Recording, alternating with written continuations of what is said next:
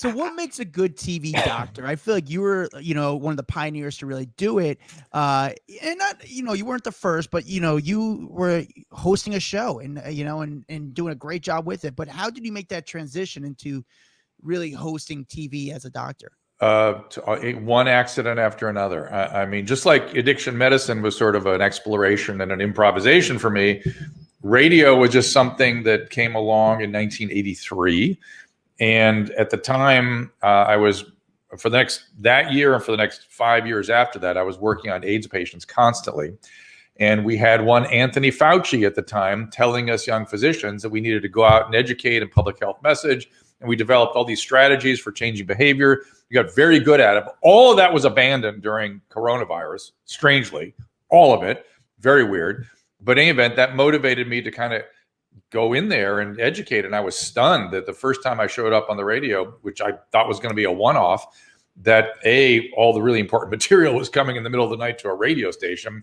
And nobody seemed to know anything about, didn't have the term HIV yet. We were calling it HTLV and then HTLV3, and we had just stopped calling it GRIDS, and now we were starting to call it AIDS.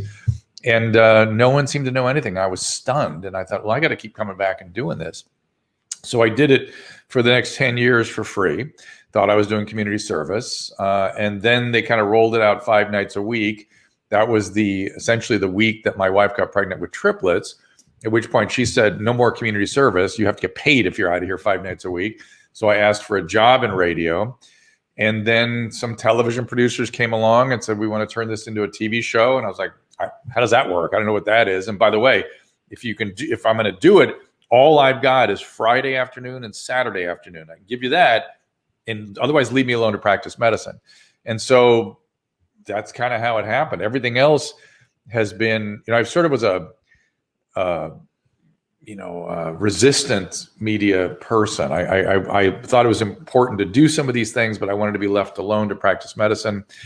And Loveline came around on MTV, and then that kind of went away, and I kept doing radio.